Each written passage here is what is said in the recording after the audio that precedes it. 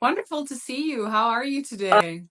I am just delighted to be talking to the Unity community, my friends, and new people that are finding us. Hold on, I want to get this thing stabilized here. Yeah. Great. Yeah, we're really excited to chat with you today. Oh my God, I was out on the astral plane. I'm sorry, I'm just excited. I was out on the astral plane last night after talking with you yesterday, and I was flying over all these countries in Europe that I just came back from. And I've got to tell you something. I flew over astral Spain, and I know there are probably people, hopefully, that are watching from Spain, and there's so many angels. I remember Fred Rogers from Mr. Rogers' Neighborhood always said, when there's a big disaster, do what his mother told him to do when he was a child, look for the helpers.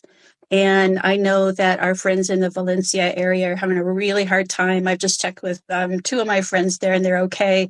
And I want to tell you, the angels are there. The warrior angels are there to help. And that was what I got right before I woke up this morning. Was it's going to be okay. They're rescuing as many people as possible, but of course they need our energies to be sent too. But I couldn't wait to tell you that. I almost messaged you. I'm like, leave Tiffany alone. You're going to see her at 10, but the place is loaded with angels. It really, really is. That's so beautiful to hear. I didn't even know that something had happened until my friend from Spain. I actually saw she tuned in, which is fun. Oh my God. She told me that this happened. I was like, oh, I didn't know because I tend to not watch the news. But it's really lovely to know that even if we can't see, that there is help, that there is help for us, and that it will be okay. Yeah. So what a empowering, beautiful way to start this chat, really. Yeah. Thank It's you for comforting. that. It's still a tough time for everybody that's going through it. Now, in my country, we just had this happen in North Carolina. Yeah. And we've had a lot of flooding. And I used to live in Florida for many, many years. And people always wonder, where is God? Why do these things happen? And it's really, we have free will. Gaia has free will. There are forces that work beyond us, but we're always comforted. We're always protected. Even if someone passes, and that's my area, is connecting with loved ones in spirit guides, your beloved people and pets who have crossed over. And I want everybody to be able to do that themselves without getting a reading. But the thing is, even when somebody passes, they don't pass in pain. There are those whose job it is to slip them into the next dimension. And so look in the coming days. We saw this in the floods that we've had here and the hurricanes and all the natural disasters worldwide. Look in the coming days for stories of miracles. Oh, Look I'm for the miracles. forward to that. Yeah. Yes, because if it is not in service to the soul's growth or the growth of souls around them, then they're not going to pass. There's going to be some miracle that keeps people here. It's really, I think, in a lot of ways, it's to bear witness to the fact that we are magic and there is magic in the world, and your work is not done here. Now if your work is done here, your learning and your experiences are done here, and it is your time to pass, you're going to be taken from the body before there's any pain. And we hear this again and again in 20 decades of afterlife research, that the death itself, what leads up to the death, can be horrifying. Okay, I get that. We all know the actual death is a beautiful experience without pain. And I'm hoping the miracle stories come soon, because the people that have to recover after all these things that happen, even though those angels are all over the place, that's going to be that's going to be hard. So they need our support energetically, or however we can do it. Yeah. And how just out of curiosity, what would you recommend for someone to do in that case? I know what I do, and I haven't done it on such a global scale yet, but I lie often in bed and I just visualize the people that I know that they need help right now, and I visualize this energy coming from me going towards them. Is that the right way to do it, or what is someone that You someone can know, do? I'll bless you. You know that there are many, many ways to send love and energy, and sending it from your soul to theirs is very, very helpful. Another way, so you're doing it right, obviously, and you're doing it with love. Another way is to call upon warrior angels of light Mm, to illuminate the area so that everyone can find those who need to be rescued, mm, so that everyone can see their rescuers when they need them. And the warrior angels bring a whole different kind of energy. There are those that help us cross over, but there are warriors that go in for the, I say fight in quotes, really, because, we're really just walking through, we're flowing through our experiences. Um, but we need the warriors. We need the ones that are going to do the work with, there's going to be grief, people that have lost not just people, but businesses and mm, homes. A friend sent me a link to a neighborhood where a gentleman was in his 60s and he had inherited his house from his parents and it's gone and that's all he's ever known. And so we're going to have a lot of grief. Here's the good news. After all of this settles, what happens is the experiences that we go through, they do something to our energy where it's possible for us to have molecular upgrades to our mm. energy. So those people that you're lying in bed and sending love and healing to and all these positive thoughts and energies, you know that those are real. Those are emanations, those are vibrations, that's real. They're also going to come out of this closer to self-actualization, Mhm. meaning who you came to realize that you truly are as a soul with a body, as opposed to a body with a soul. Yeah. It's a really nice spin on something terrible and tragic that we can see the positive in that as well. And I think that makes it a lot easier to go through those times. I mean, it's still difficult when you are in it to Horrible. remind yourself that there's something to learn and that you will get through it and that you will have an upgrade. But it can definitely help. Yeah. Um, yeah, so we have a bunch of people here now. We were just talking about what's going on in Spain and how we can help. Hello. Um, just welcome everyone. We kind of missed that part. We just Yeah. dove right I into know. it. I get But excited. this is, It's like I can't wait to start sometimes. I've got something to share and I just get going. yeah. Oh, thank you. Oh, see, we even have someone here from Valencia. So we're sending you lots of energy, healing energy. You are in our thoughts. Um, and someone from Bangladesh, welcome. I also saw some familiar names from our community popping up here. It's really lovely to see you here. Yes, my friend. We keep chatting in the comments. So really happy to see just people coming from all over the world. Um, I wanted to chat a little bit. You mentioned something about the process of dying, how it's really a beautiful thing. And I remembered yesterday you told me a little bit about how you became who you are now, working as a medium, the experience that you were going through, because I'm pretty sure people don't just grow up as a child saying, hey, I'm a medium. You experience something and then it goes in this direction and you then learn what mediumship is and what your skills are. Could you share a little bit about that? That's right, Tiffany. It's always your personal experiences give you those guideposts, those experiences, those synchronicities that seem to point the way. In my particular case, though, I sort of need to be beaten over the head with synchronicities to make it happen. Um, and I don't think I'm alone in that. I think a lot of people watching this will go, yeah, yeah. And you just said same. But the thing is, I was born seeing colors and lights around people, seeing spirit people. And after a while of being bullied in school, I pretended to be sick because I didn't want to go to school. Mhm. It just wasn't fun. I didn't have friends because I could not be quiet about what I was seeing.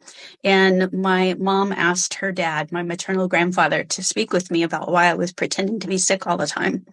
And I told him because it was what I see. To my relief, he said, I see these things too. And so I was very, very fortunate. I didn't have him a lot of years. I was a teenager when he passed, but I was very fortunate through grade school and part of high school to have a mentor. to help me manage these energies. But Tiffany, I didn't want them. I just wanted to be normal. I thought, I don't know why, in a way, it was like punishment to be different. When I realized very young that other people didn't always or rarely saw the things that I saw. And I liked it, and it was fun, and creepy stuff was fun. And we just had Halloween, and today is Dia de los Muertos. So we have the Day of the Dead. And I love this. I love this stuff. And so for fun, and because I could have abilities, I started as a young adult to go to development circles for mediumship, to psychic development seminars. And I never thought it would be my job or my livelihood. I did college, I got my master's, and I had a great career. I worked in the corporate world, I worked in academia. I was a director at a university for leadership, and I needed a near-death experience in 2007 to that was like the guidepost that hit me over the head that really connected me on a more deep level. Yeah. People will recognize that phrase, dark night of the soul, or epiphany, experience of light, tragedy, the loss of a close loved one, the loss of a close pet.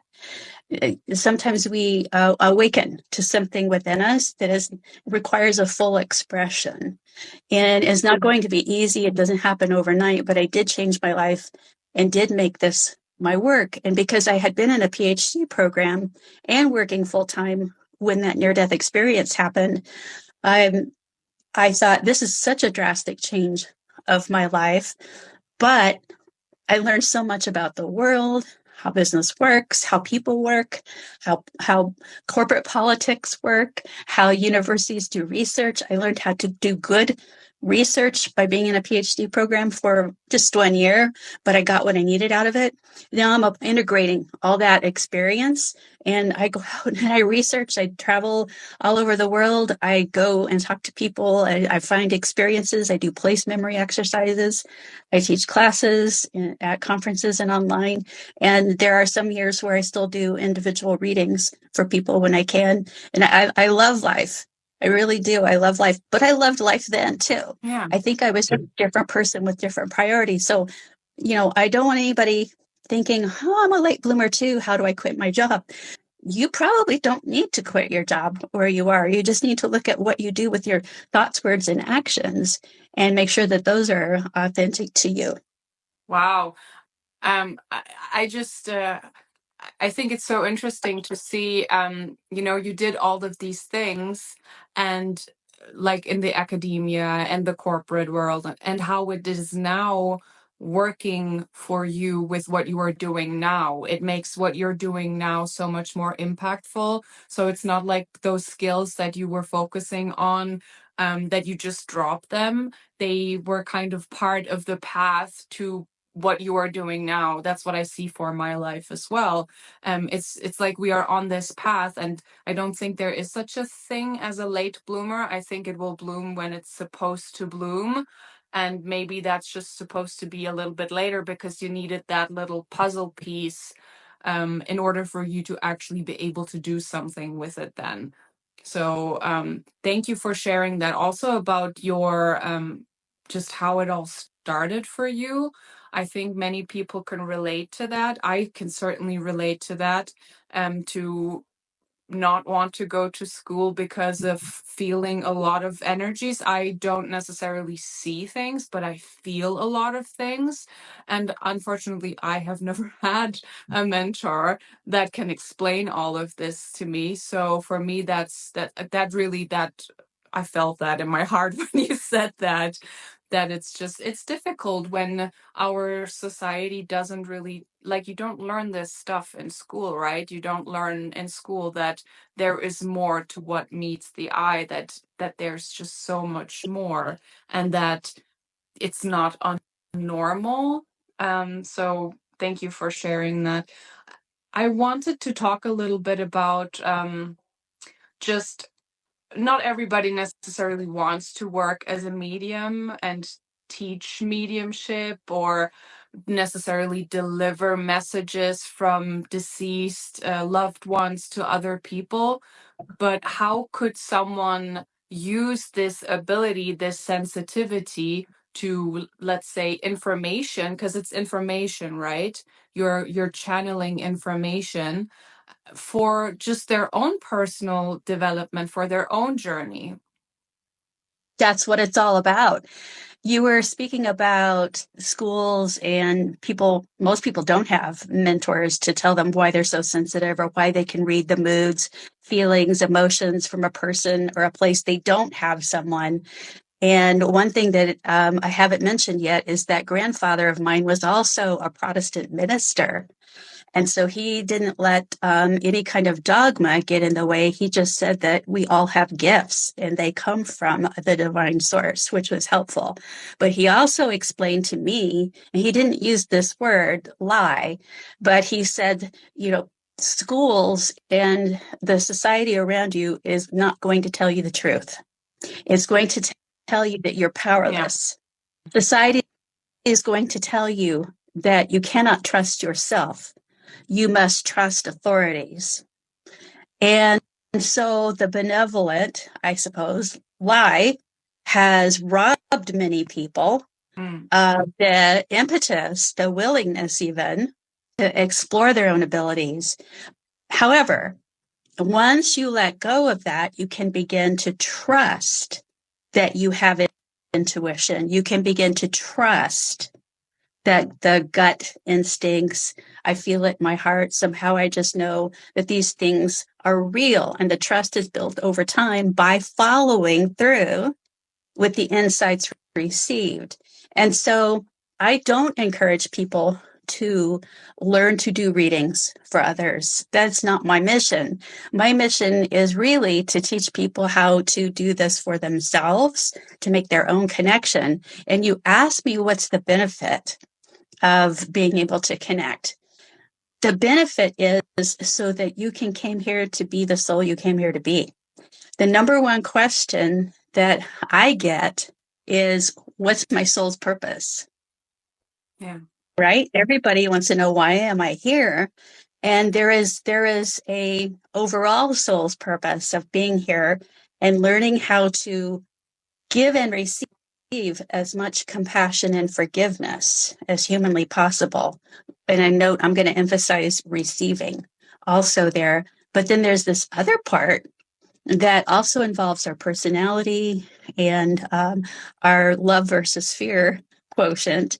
And that is to identify what are your gifts and bring them out and play with them, enjoy them, enjoy your gifts, but also bring them out to the world around you, whether you're an artist, a writer, a builder, um, a healer, whatever it is. And that doesn't mean that you have to go open an office and put up a big sign and get business cards printed. This is what I do now.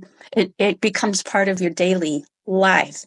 And by making decisions that are in alignment, aligning the personality and the soul, you're not going to avoid pain. Tiffany, you know that.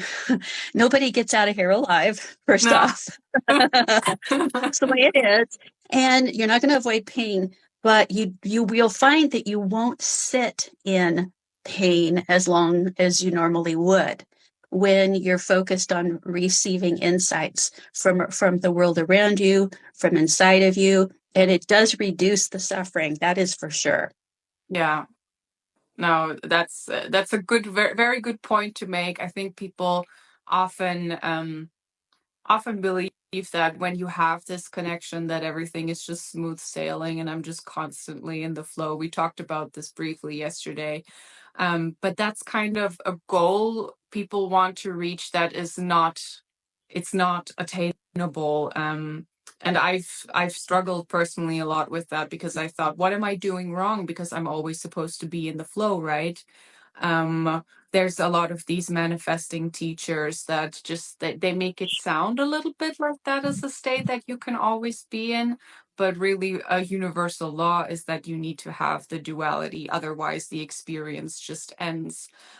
But to maybe have the duality in a way that it's less painful, that you don't have to go really, really high and then really, really low. So I just wanted to emphasize on that one more time, because I just see that from people around me that I talk with a lot, that they always feel like they need to feel good all the time. But no, the bad is there, so you can learn from the bad as well. You just don't need to stay stuck there.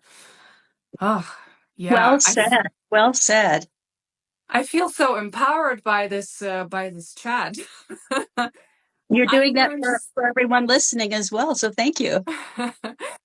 I was wondering if we can maybe talk a little bit about some of the signs. How do you know that there is a connection that you have? Because it shows up for everyone a little bit different, I believe.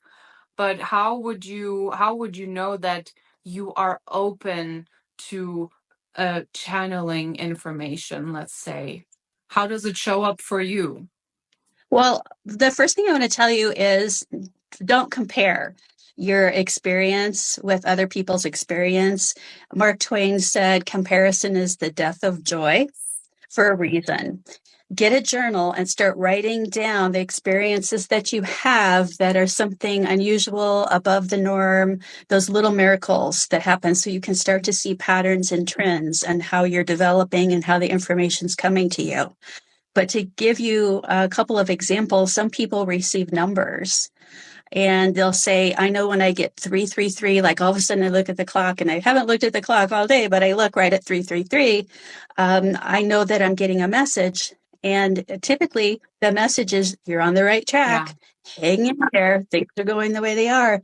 But I've also had someone, get something like, say, 7:15. And the way we Americans do our calendar, the month is first. Mm-hmm. So it was July 15th, and that was the loved one who passed birthday. And she sees 7:15 on the clock all the time, or on a license Yeah. plate or whatever. Yeah. The other day, I was uh, sightseeing. Sometimes I'm tourist, mostly I'm traveler. As a traveler, I'm trying to have experiences there and working. But I was playing tourist in Prague just a few days ago. And I said in my head, I usually talk to Leo Roy, my primary or master guide, all the time. He's been with me since I was a child. And I'm like, oh, I don't think I've actually spoken with you for a while. Are you here? Are you close by? And I didn't hear anything, but I walked around the corner, and then this beautiful bush with these beautiful reddish brown leaves was one tiny white feather. And that's one of the things he likes to do, is say, I'm here. Another thing people have is prophetic dreams. And it doesn't have to be they're prophesizing something big that's going to happen in the world, but they dream about someone that they haven't spoken with in a very, very long time. And then a day or two later, that person contacts them. Here's the challenge. And this is why one of the issues that people have in their development is not trusting what they get. We forget, we lose track. Yeah. If we don't make a note of all these wonderful little things that happen, even if they're puzzling and we don't quite understand what they mean, if we don't write them down, the human mind confabulates and forgets. It can make your experiences much smaller than they are, or even disappear them. The human mind can also build them into something different from what they were. And then we start to think and analyze and rationalize and make decisions about what is happening. And we have to throw all the experiences out because we're unsure. Does that track? Okay. So how can we possibly trust? We do have to make a note. We do have to pay attention. We do have to realize this is how it's happening for me. And then when some beautiful sign or insight comes, or the thought comes to me, I should go now because I'll miss the traffic. And then you find out later there was a big traffic jam. You're like, thank you. Say thank you. Yeah. Thank you, everyone. Can you give me more of that? And it will come. It will come. The gratitude begets more gifts. Yeah. No, that's a really, I think I'm gonna start doing that. I do like to journal, but I think I'm just gonna carry a post-it, a pack of post-its with me. I don't like doing things on the Or phone and just write no, down. no, no. Email yourself. Email yourself. I do it a lot because I'll be somewhere and all I really have is my phone and my money with Yeah. me, and I'll just send myself an email. I've got the date, I've got the time, I've got 2 sentences about what happened. Oh, that's a great idea. That's a Mhm. really great idea. And then you Mhm. can go through all those emails that you've sent to yourself. I like the Yeah, practical approaches that takes us out of the head, because the head is it is very forgetful. yeah. And I have been there as well, where I try to talk myself out of my experiences.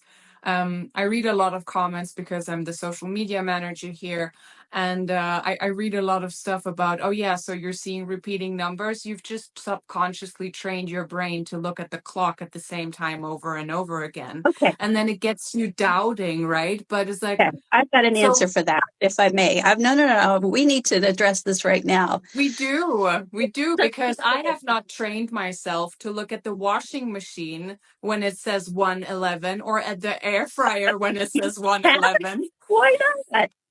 Okay, here's the thing. We must realize that not everyone is on the same path. That's one element. A teacher of mine long, long ago told me, Susanne, if every soul has the same 1,000 lessons, you don't know if the soul in front of you is on lesson 33 or 995. And so let them be who they are. The other thing is, there is generally a feeling that accompanies a sign that we receive, a symbol, a synchronicity. We know it. There's the old adage, the proof is in the eating of the pudding. It's not the proof is in the pudding. If pudding just sat, it just sat, right? It's just pudding. I don't know if it's really pudding. Maybe there's TV shows where they make cakes that aren't really cake. I don't know. No, it's in the eating of the pudding. The proof is in the experience. That's like when somebody says, um, oh, I was thinking of my loved one and I was in my car and our song came on. Was that them? And I'm like, well, what do you think? And they said, oh my God, my heart started pounding. I felt the presence. And I said, that's your evidence that you had the feeling with that. So let's let people be who they are, but let's also not betray ourselves, meaning we don't have to subscribe to their opinion. We have to embrace how we feel, because the energy centers, the intuition centers are built into the physical body. People will say also the hairs on the back of my neck stood up, or I got a cold chill, or I felt hugged from the inside out, Aw. or I smelled my loved one's cologne or perfume. If you let somebody take these things away from you, shame on you. But you can start fresh. You can start today. You can start now. You can release your disappointment that you didn't celebrate that. They don't care. They're the guides that are around you, the loved ones that are around you are not upset with you. They're not disappointed. They're not sad that you haven't tuned into them yet. They're just excited that maybe you want to now. So get started. Ah, I love that. Yeah, they don't judge, right? They're just like, oh, she'll come around eventually. And yeah, I like that, because I do sometimes apologize, like, I'm sorry, I felt really out of tune and I haven't checked in with you. But Like I I said, think, I just did that. I just did that with LR. Yes, yes. yeah, I'm like, I'm so busy. My own guide who I say, hey, buddy, and talk to every single day. And I'm sure he's sitting there kind of giggling in his frequency and going, wait till she sees this feather that I'm gonna put in front of her face or whatever. So not only are they not disappointed in us, they're excited for us. And when I say they, I'm talking about, I think of it as a spiritual team, yeah. your own loved ones in spirit, your own guides that work behind the scenes, your own people and pets. I put pets in there as important as people, because many times, the pets were on a mission with us. We have the soul to soul connection. Everybody's going to be there when we cross over. And I'm not saying that you're doing something wrong or you're missing out if you're not trying to meet in meditation, if you're not asking for a dream visit. But if you want to, they're excited and they will usually do it if they can. It is work on both sides, but it's joyful work on both sides. I also think that checking in with the spirit guides, the higher self, as part of the spirit guide team, helps you make better day-to-day decisions, even on something like leasing your car or where to move. And you can feel the input, the feedback within your physical body. You can have a dream the night before you have to make a decision. So there's so many benefits, but I'm not judging anybody who says this isn't my thing, because again, maybe that's not on their life path right now. Just let's not um, give up our agency to those who don't want to hear about this.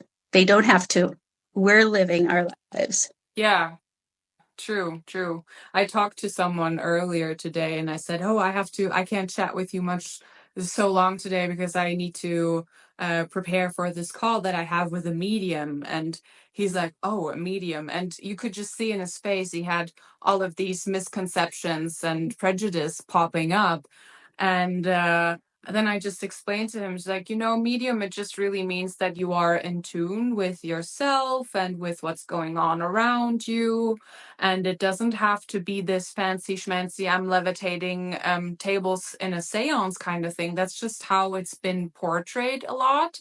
And I think it maybe has been portrayed in this way for a reason. So it seems like something that isn't normal and isn't within a lot. Well, I believe it's in all of us. We all have the faculty to do that, the hardware for it.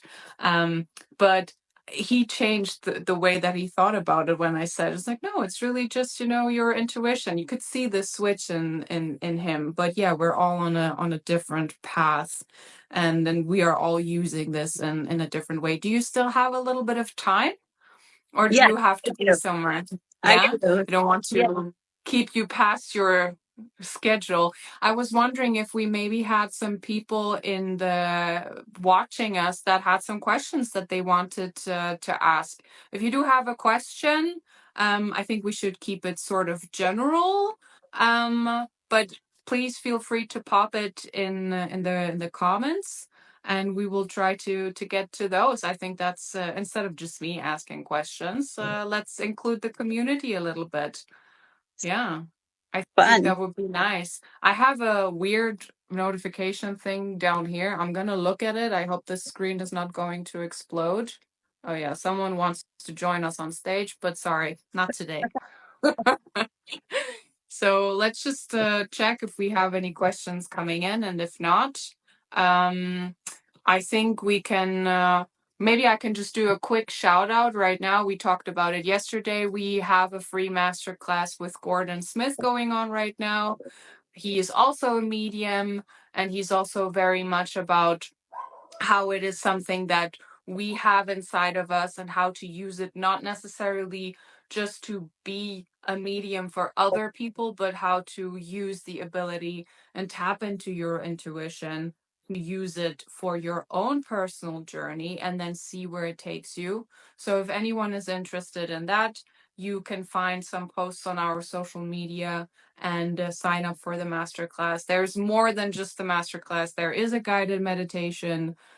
There are so many additional videos that we are sharing and content that we are sharing. So it's definitely worth checking out. Gordon And we do have Smith a is great. question. What did you I read? just have to say, Gordon Smith is great. I just have to say that I presented with him in August at the Helping Parents Heal International Conference, and there were like 1,200, I think, brave parents that came together. He's done a lot for that organization that I had the pleasure of helping get it started about 14 years ago. And can you imagine being a parent with a child on the other side, and people in your life don't want to hear about it, don't want to talk about it, tell you they're in a better place? No, no, no, no, no. That group, Helping Parents Heal, actually helps people realize that they continue to have a relationship with their child that's transitioned. So that's how I know of Gordon. I don't know him well, as presenting and helping raise money for the bereaved parents so that nobody had to be turned away from that conference. So he's got the skills, abilities, experience, the heart. And so I think anybody watching this and going, oh, where do I start? It sounds like a good place. Yeah. Thank you so much for sharing that. And it is a beautiful thing that you have started so many years ago, to just be able to continue having that relationship, even if we can't see people, to it's just it's a nice thing. I it feels warm inside my heart to know that. So thank you for that. We do have some questions, and I think the first one that popped up is quite interesting.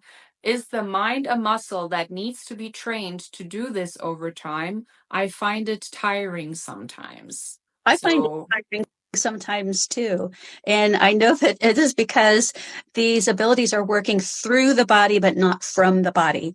Now, in consciousness studies, we know that consciousness is non-local. It does not exist in the mind. It does not exist in the brain. And I know that different people have different labels, but consciousness is a specific definition, and it is all the sum of everything that makes you a human and makes you a soul. And we have been for 200 years documenting connections with consciousness that's outside of the body. And because we also know that when someone passes, that their consciousness stays around for a little bit.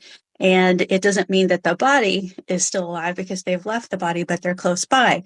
So if you're thinking about, my mind gets tired, or I get a headache if I start working too much on psychic development exercises, it has nothing to do with the brain. Absolutely nothing to do with the brain, because your brain is doing nothing. Your consciousness is working, but it's working through the entire body. It's working through all of the energy centers. When I was studying and teaching Reiki, I noticed that I could see those energy centers even more clearly. And I can tell, I can look at you, and you tell me you're getting an insight, and I can tell you where it's coming from right now. Oh, it's in the solar plexus. You're getting a gut feeling, or it's from your heart. You're getting a clairsentience. I can see this. That's why the body gets tired. It's not because your brain is working. So to be in your optimum shape, first off, whole foods, drinking lots of water, all the things that you already know about, not overindulging in anything. And especially alcohol is very difficult working with your abilities. Alcohol is not your friend with that. no. Also being grounded, getting enough sleep. If I have the sniffles or I'm coming down with a cold, I'm not going to try to do mediumship that Yeah. day, because I know it will not be my best work, but it can also compromise me. So if you're getting headaches, there's a couple more things you can look at. Don't just run out and buy these and take them.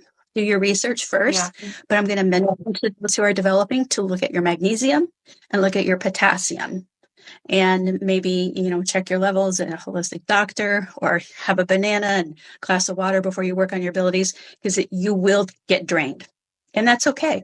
Think of the athletes. They've got to eat protein, they've got to drink lots of water.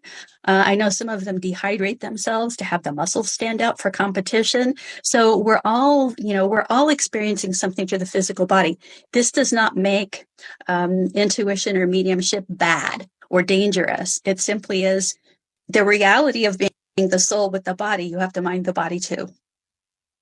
I cannot tell you how much I love you right now for talking about this, because I always get or often I get that feeling. And also, I think I have thought like that the mind is so powerful. You can outthink everything. You can create everything just with your thoughts. And to some extent, the mind can be very powerful, but it's not like there are these large studies showing why does it work really well for one person, why does it work for another person. There's so many factors to look at, but how important it is to actually make sure that the hardware, your body, is functioning properly to actually channel the information. And you talked about hydration and not putting toxins into your body, because that blocks the flow of energy.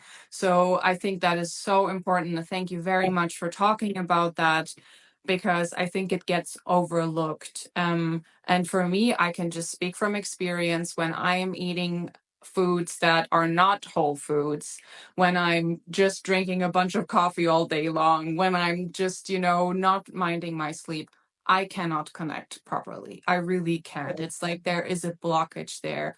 And I've studied these things about hydration because I truly believe that the information flow goes through the water network inside of us.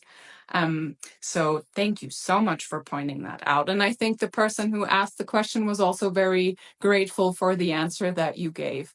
Yes. Did we need one more thing here? I have one more thing. It's not just because it's not only because the body needs attention or refreshed or whatever. It can also be your own higher self and your guides doing that stopping of you, just going, look, Tiffany's not going to take a break on her own. We're just going to shut all this down. And I've had this argument. I've had this like, guides, you've got to let me do this.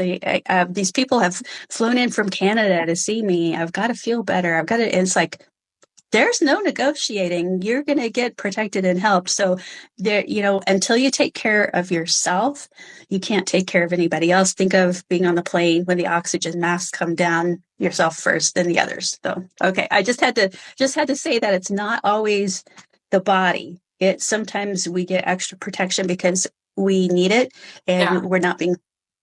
It's never just one thing, is it? That's a big lesson to learn. It's never just one thing. Everything is connected.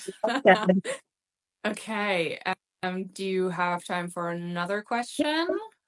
Let's do one more. Let me just see. I have a pop-up here.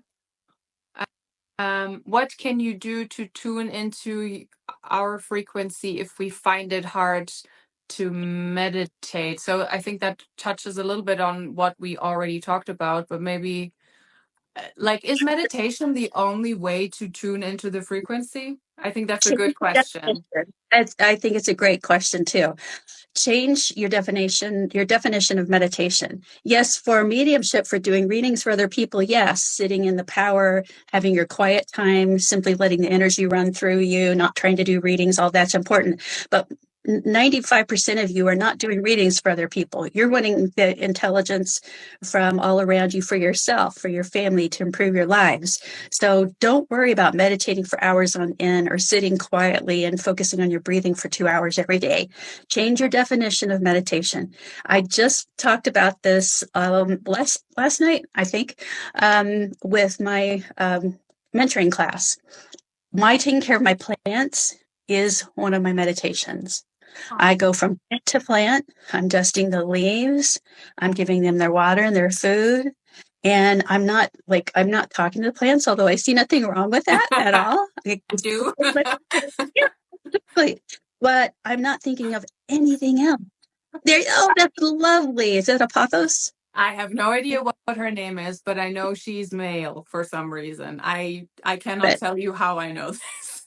Well,